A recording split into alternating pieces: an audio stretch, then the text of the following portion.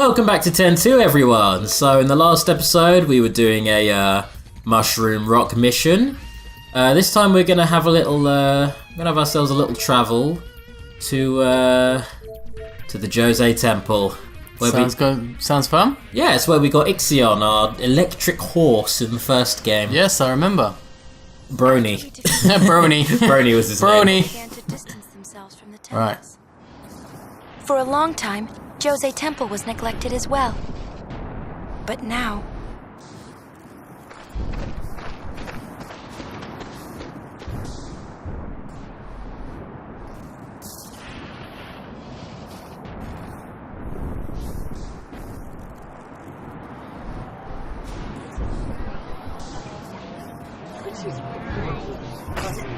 Everyone's staring. You're famous, Uni. Better get used to it. All I want's some peace and quiet.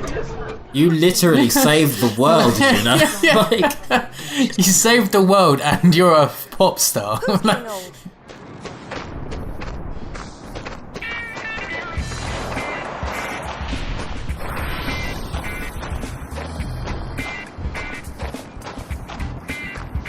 Gipple, leader of the machine faction. He can be kind of annoying, but he's alright. Okay, let's do some interviews. Bring it! I'm sorry, I can't take you seriously if your name rhymes with nipple. I'm sorry, my dude, but it ain't gonna happen. You're eternally going to be a joke to me. I'm sorry you're doomed to that fate. Gipple. Alright, well, you know what, as a British person, I truly appreciate this part of the game. They tell you, hey, you've got to go wait in line. Yay, we love queues! So you actually do have to go wait in the line. We actually have to queue. You have to queue Yes! up. You have to wait. Oh, there you go, let's move forward one person. Wow. Let's stand and enjoy our queue. That is just great. It's like being at the post office with Nana. Oh, the memories. Oh my god, that is... What? Gameplay gold. Final Fantasy. I just can't believe that. You actually is a mechanic where you actually have to queue to go further in the game. Well, I mean, this is an optional side quest, but even still, yes, that is... To get 100%, you have to stand in a queue. Oh my god. Have fun. What do you want? I want to dig. Alright. That was easy. That was... No wonder the queue went so quickly. That was really easy. Do you get paid for this? Alright, well. In we go. Irigium neto idonja fa 3 people.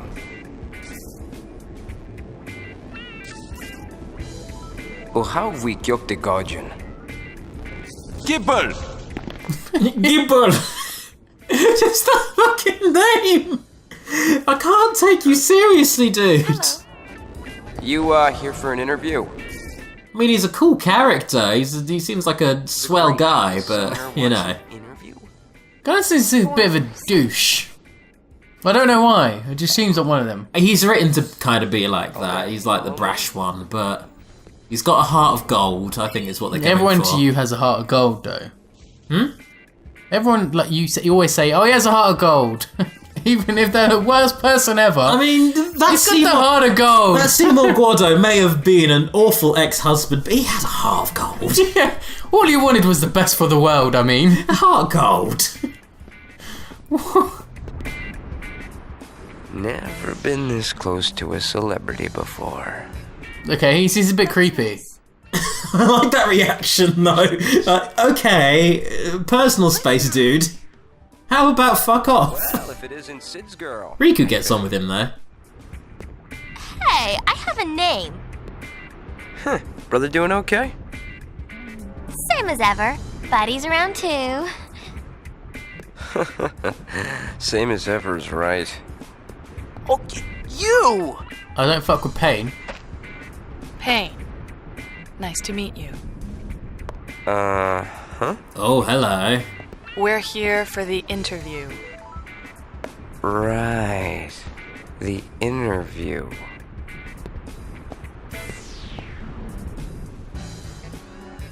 You sure you want to dig? Because we're talking about the desert, ladies. Not exactly a picnic. All right, you're hired. Welcome. Huh? You are hired.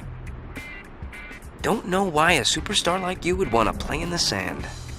Side quests mainly, Albed primers, super bosses, you know, the usual. Anyways, The I've done usual. what I can. No, it's the super bosses, is it? There is a super boss in that desert. Is it that massive worm thing from number 1? Bigger, better. Show this letter to a I think, woman, I not a think, lot. You'll find her in the Beacon well, Desert. you'll know when you get to it. Don't worry. Is it like fighting Sin? Happy It's kind of. It's pretty goddamn. Well, actually, I say super boss. It's beatable in a normal playthrough. There are super bosses in this game that are way harder. I'm getting ahead of myself. Let's go do another mission. Let's head towards the Moonflow.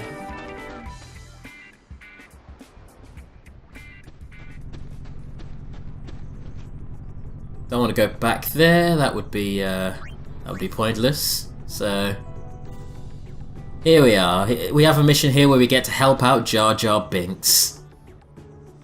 Why have we got to help him? Just let him die. I mean, Because we're good, decent people. anybody save me! Oh my god. It sounds like him as well. It's the voice. Well, to be fair, that's just kind of what high pillows are like in this game. I kind of love the high pillows.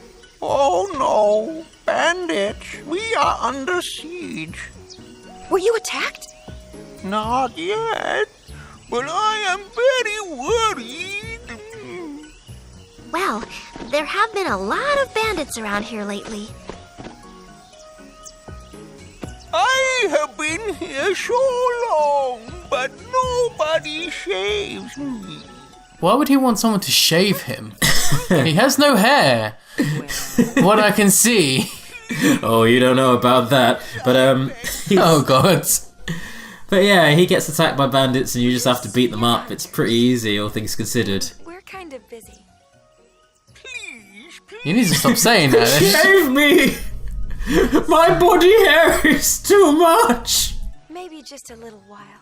I often walk into barbers and shout that until I'm escorted out. Shave me! Shave me! Please! Just go up to random strangers. Shave me! How quickly can one get arrested? I think that's the quickest way, actually. Nah. Anyway, now to shave the high pillow. Here's a cool thing about this mission. Naturally, I'm going to get through this. I'm going to save him from all the bandits. Some of them pull some pretty cheap stunts to try and blindside you. But as long as you keep your head and shoulders, you can get them quite easily, and they're not hard to kill. Hello, bandit. Is that it? And as soon as you beat them, it puts the chests back into the caravan. Now, if you fuck this mission up, and you let them steal all the chests, you fail the mission, you don't get a dress sphere. One of the dress spheres, you can get a really good dress sphere that you get for this mission.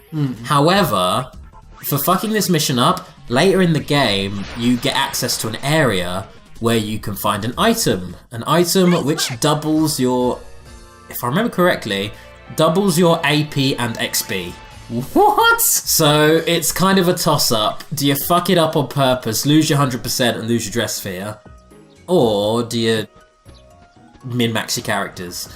That's another reason why I kind of like New Game Plus, because it probably goes without saying, but in New Game Plus, where I already have the dress sphere and I don't have to worry about the 100%, I am most definitely going to fuck this mission up and end up stealing the min-maxing item.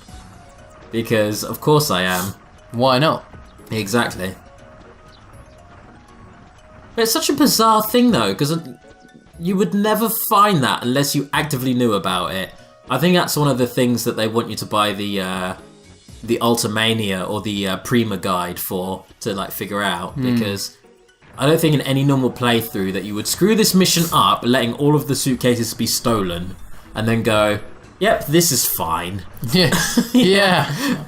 I'm nice person. This is what I want to happen. I want the bandits to get their treasure. So what if they only steal one? I think it lets you off if it's one or two, but Any more than that, it counts as failed. I'm not 100% admittedly, but yeah. But you'll probably start to notice now the bandits are getting a little cheekier. Like the camera angle will focus on a bandit in front of you, but the bandit, I think it happened just there. The camera angle focused on the bandit in front, but there was one running up from behind as well. Oh. So I actually stood next to the caravan and waited for both of them to get to me. Thanks to these ladies. Yep, of course you've been most helpful. With this, the show is just a step away from smashing success. Please accept this as your reward. Ta-da! Gun Mage! Wow. So, Gun Mage, basically Blue Mage. I can be Kamari now. I can use Lancet, or Absorb, which is basically Lancet. And I can use Blue Bullets, which are essentially just blue magic. Wow. So Kamari's Overdrive on command. Hooray. Granted, it costs MP, but you steal MP with Absorb, so you never really have to worry about that. In fact, I'm gonna throw my hands up and I'm gonna say, in this particular playthrough of 10-2, I very much over-rely on the Gun Mage Stress Sphere. Like, it's really busted if you're good with it. Anyways, that's that mission done. That was easy. That was pretty simple. Let's have a visit to Guado Salam, for all the good memories we have of that place. Guado Salam, home of the Guado. You remember, right?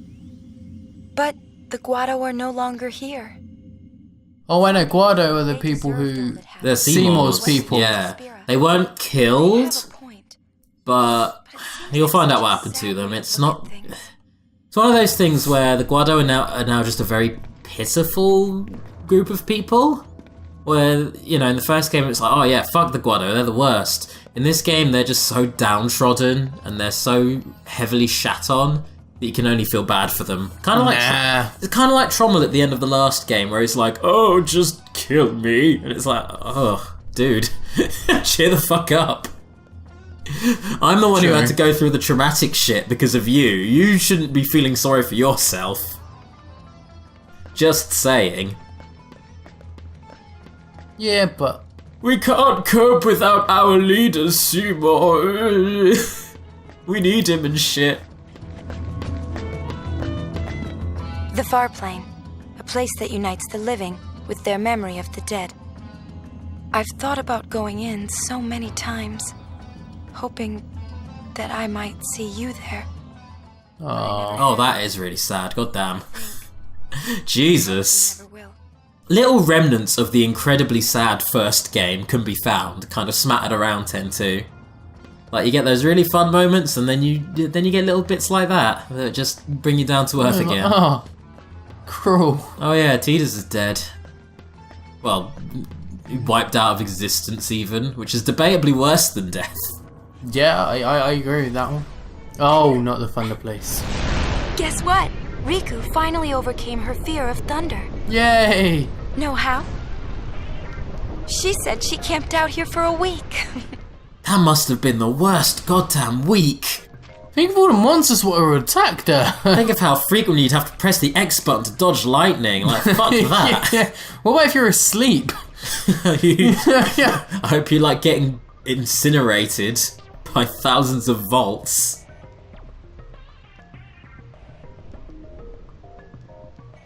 Oi! So yeah, lightning is no longer a horrible issue in this game. This is now just another area. And it allows you to actually appreciate the Thunder Plains, because it's not that bad of an area. So yeah, some of the enemy placement in this game is weird. I don't know why an Ochu would be in the Thunder Plains, but... Why not? Yeah, why not, exactly. Why not? Who am I to judge the habitats and the... you know, the ecosystem of Spira. God damn it, that would have been really... I was trying to show off that thieves can freeze enemies, but it didn't work. Bloody Ochu. What do you mean by freeze? Does that mean that they can't actually... Well, they have borrowed time, or Riku in particular has borrowed time, an ability that allows you to cast stop on an enemy, which is great. Wow. You can just freeze an enemy if you've got a thief. And like most good video games, if an enemy has stop inflicted on them and you start attacking them a ton, then when the stop expires, they will just take a shit ton of damage there and then on the spot. and it's really satisfying. So anyway, that's Thunder Plains. There's not actually anything here in this first chapter. So, here we go. It's been 2 years since the faith in Makalania Temple disappeared. They say it's affecting not only the lake, but the woods as well. Oh, this is where you had to do that stupid mission about hitting the blue butterflies. Yes, yeah, this is Makalania Woods. In the first game, I kind of loved the music that went with this place. This game, I think, actually tops that music. I love the music in this area. And I kind of love how sad and almost forlorn everybody in these woods are. All of those weird animal creatures that play the music are here, and they're all kind of sad because their home is fading away. The magic is dying. Is that because the faith aren't here anymore? Yes, I believe so. Oh, and by the way, the Guado are also here. They're just taking refuge here. This is where the Guado live now, so whoops. Sucks to be you guys. Well, keep in mind, not all the Guados would have supported Seymour. He was their leader, but you can't throw an entire race under the bus over what one dickhead did. The end has come faster than I thought. What can we do? I'll be there in 2 secs. What are you doing in my swamp, donkey? That's what I was just thinking. That's essentially what I was just thinking just then. That's all I can think when I meet that guy. Oh, goddamn. Donkey. So, Makalania Woods. Onions... organs are like layers. There you go, you found it. You got the reference. Yeah. So, yeah, with this area, you can just kind of blitz through it nice and quickly by using the magical path, just like with the first game. But alternatively, if you run through the woods themselves, you get a bunch of random encounters with some very interesting enemies, some of which can teach you some really, really helpful blue magic, which, you know, is great for the gun. Yeah, it's great for the gun mages. It's actually, some of the stuff you can get is a little bit broken for this early in the game, like just unbelievably powerful for where you are. Like getting death. Not death, but closest thing to. You'll know over the next 2 videos. I'm going to be doing a little bit of blue mage grinding, if as it were. I remember that death level 3 from Final Fantasy V. That was always fun. Oh yeah, if you manipulated your enemy's level and then you could insta-kill them. Yeah. That was a great mechanic. Anyways, here's an angry fish just floating through the air. Yeah, I mean... Again, enemy, why not? Enemy placement in this game is a little odd. And a fire elemental in a wood. Wow, yeah, now you break that down further, it really does seem silly, doesn't it? Oh well. The flying fish, that's understandable, but the fire elemental? Yeah, that's now what's getting me. That was the one that I wasn't that phased about before. Let's put something that could essentially destroy this forest even more in the forest. Well, then again, the forest is made of crystal, though, isn't it? I don't know if it's actual trees, so I'll let it have that. I'll let you have that Final Fantasy X too. Alright, we'll go back to the flying fish then. What the fuck? Oh well, never mind. We murdered him anyway, and he dies, so he floats up to the air. He just ascends to space. The fish dies and just floats infinitely. What the fuck? Wow, that makes no sense. And it makes total sense. I love it. I can see that. Alright, well, here's another animal friend. Oh me, oh my, what did you say?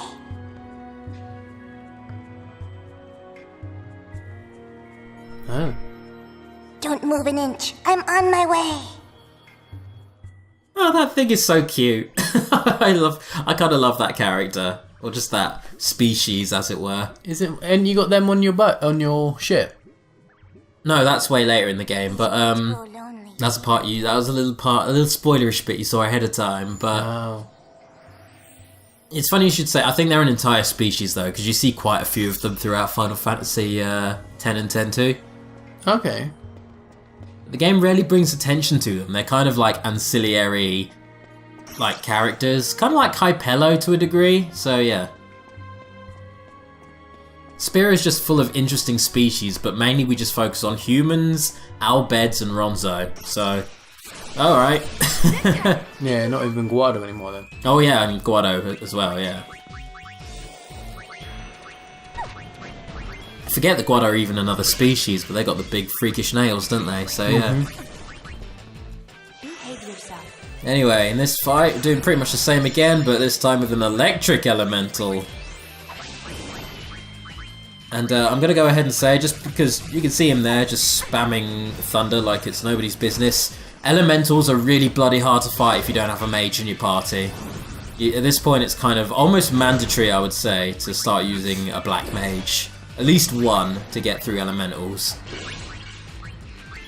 Or alternatively get a warrior to use like mental break so you can break their magic defense and then start actually damaging them. Yeah. Kind of like you would with Final Fantasy X, really. Anyways, a couple more hits for the big angry fish. You'll notice I've also blinded him, and oh, hello. You're just learning some, learning some more dangerous black magic. I'm okay with this. Like I say, this is only the first chapter of the game, but it's not. It doesn't take that much grinding to give yourself Firiger and Thundiger, and you know, all of the fully powered black magic spells. All it really takes is like just a couple of minutes of grinding. Maybe minutes is generous, like a couple of hours of grinding, and you will end up with like endgame powered characters. Yeah. It's the best way. Mm-hmm. I mean, it's good for an LP, because it means the battles don't drag. Yeah, that is true. If I part the veil a little bit Isn't this where Spheramorph. Tidus and her... No, that was the lake, but this is where you fought Spheramorph. But on that note, here's Trommel. What up, Trommel? How have you been? Well, with Lord Seymour gone, we Guado are hardly different from the dead. Huh. Even she laughs. I don't think she was laughing. I think she was just kind of acknowledging, like, oh dear, sucks to be you. Those who survived swore vengeance for their fallen comrades. We Guado sealed ourselves away in Guado Salam and strengthened our defenses. But soon we no longer had the strength for even this. Now we live among the shadows of these woods. Trommel.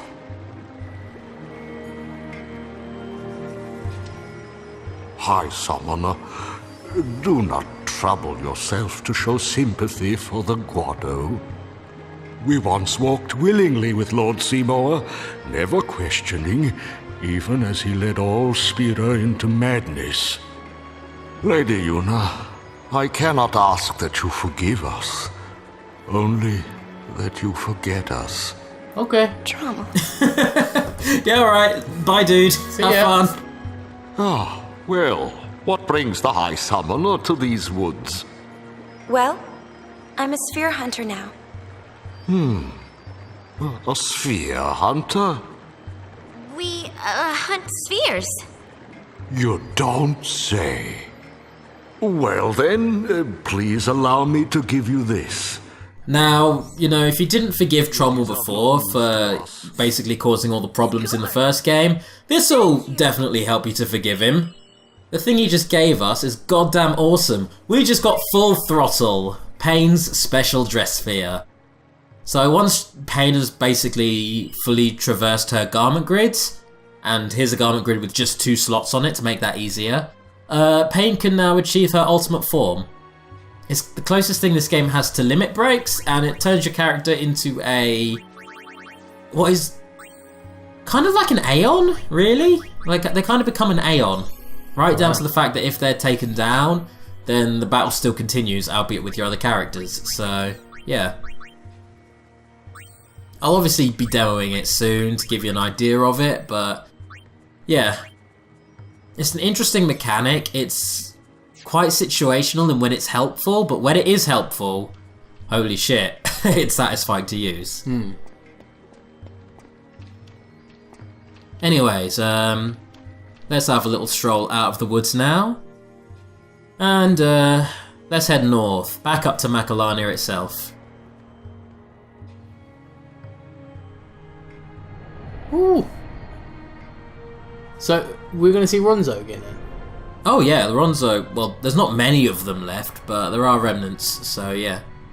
Do you still see Kamari? Oh, of course you see Kamari. Excellent. We can't not see Kamari. Don't get ahead of yourself. We're going to see him soon. We're going to see our blue dad. Daddy! Hanegra! Oaka, Kadwidrana! Lusawit, na Kektela Ekvidama. Huh, well, Owaka seems to be in trouble, but also he just did a runner, so this is a fun mission. Chase Owaka. Go get him.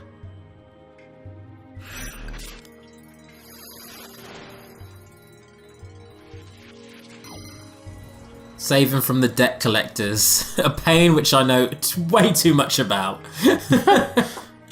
Oh, I can relate. So yeah, pretty simple mission. You just run back through the woods once again and you bump into Owaka a bunch of times. What's going to make this difficult, of course, are the random encounters. But naturally, just like before, if it's something we've seen before, I'll edit it out. Now, this little enemy right here, this blue enemy, this is a hazy. I think it's a hazy. Yeah, it's a blue hazy.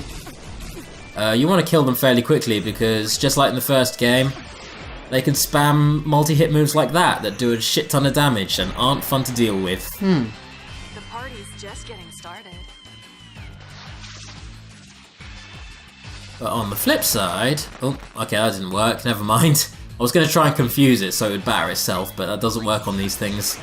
Yeah, on the flip side, let's beat the shit out of him. Not the point I was going to make, but a point worth making. Get battered.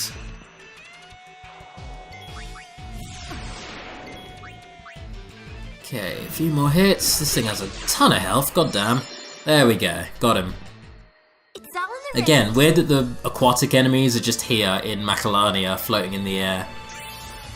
It makes sense. It's just, well, I guess one... Oh, hello, Owaka. One way you could look at it is because the forest is kind of dying and falling apart, it's becoming somewhat more chaotic, so considering that this place used to be the home of the lake, and it has that, you know, that lake back there as well, maybe all the fiends that once lived in that lake are kind of migrating a little bit, they're spreading out. I mean,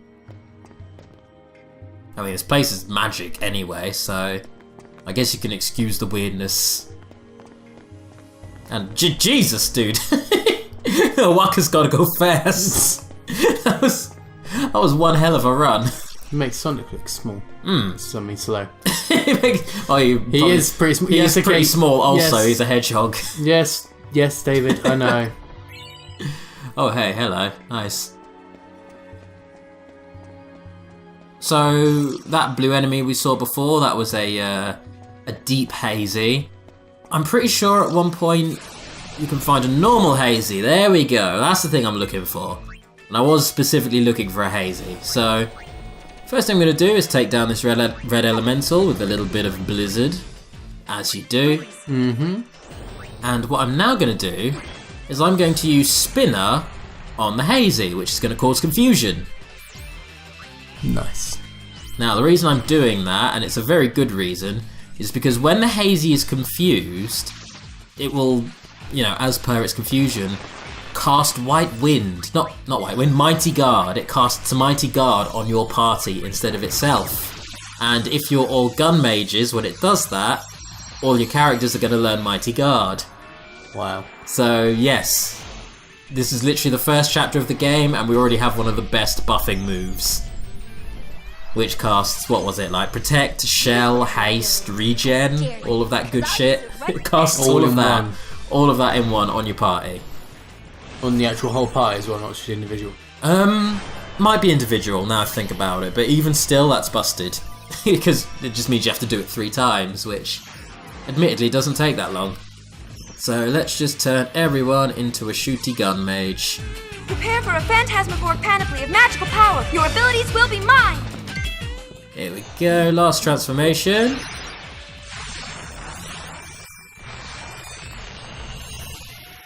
I've got to say as well, I really like the gun mage's designs. I think they look, they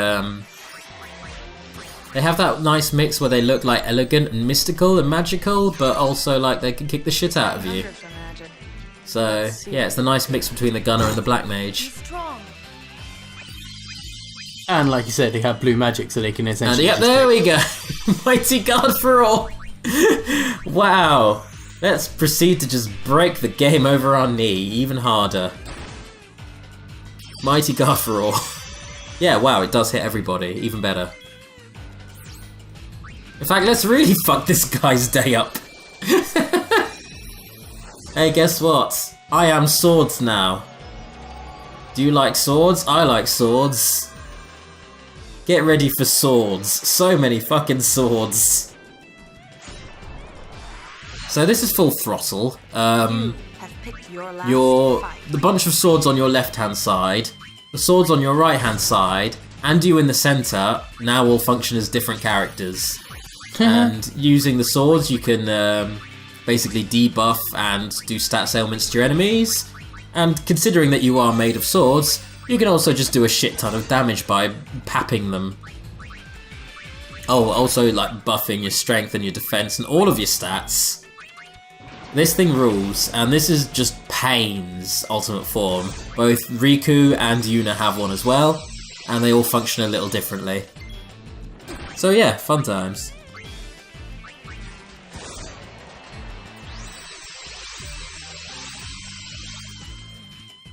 And to round it all out, nice little pose at the end as well. Nice. Nice. Anyways, moving on. Let's try and find that Oaka. He is very fast. He is a really fast boy, I've got to give him that. Well, he's got to be fast if he's running away from debt collectors at the end of the day. He probably has a lot of practice. Hello, Chocobo. You got to fight a Chocobo. Bye, Chocobo. Thankfully not. You never have to hurt a poor whistle Chocobo. Oh, thank God for that. I was about to say, I refuse to play this game. Well, there's a mechanic later where if you have, I think if you have Geishel greens and you take out all the enemies but the Chocobo, you can then get the Chocobo to join you, which is wonderful. You can have a Chocobo. You can't ride around on it, unfortunately. That is so cool. Yeah, you can't ride around on it, unfortunately, but it does help with a certain mission later on. Yeah. Catching and wrangling them Bokos. Anyways, let's transform away from the gun mages now. But you got the point of them, even though I am going to be overusing the hell out of them for the rest of this LP. Where to begin? And let's just take down these hazies. 1,000. Oh dang, that thunderer was a lot stronger than I thought it would be, god damn. So yeah, overkill. Damn. I don't think have you seen an enemy oversoul yet? No. No? Okay. I can't believe that hasn't happened yet. That's bizarre. There is a very, very rare phenomena in this game where an enemy can oversoul. We will be seeing it in a couple videos time, I'm pretty sure. But what it means is you have to fight a super powerful version of that enemy, like debatably as powerful as a boss in some cases. But what makes them satisfying is that they give you way more gil and experience and all that good shit. Yeah. So, a part of me considered, would this game be fun if you could have a setting where all the enemies were oversouled? Like just a hard mode? But then I gave it a little more thought and I was like, no, that'd be bollocks. It would be stupidly hard. Yeah, some of them could be really, really nasty. It looks like you finally caught up with me. A walker at your service.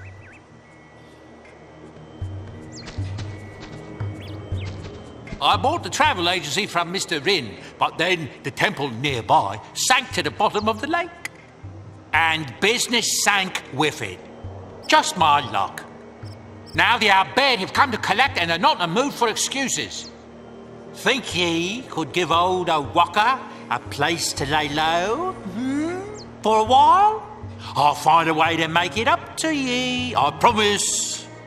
He's the Del Boy of the Final Fantasy universe, and I'm okay with that. He is. And at this point you recruit him onto the ship. He has a massive debt, so you have to start using him as a merchant to try and clear all of his debt before you get to Chapter 3. You need to do it before then to get 100%. But yeah. Okay, why is it before Chapter 3? I don't know, it seems arbitrary, but a lot of the 100% conditions in this game are very arbitrary, which is why I suggest playing this game with an FAQ on hand. Unless you obviously like yourself, no. No, I'm playing with an FAQ. There are so many minute little details that you have to get right.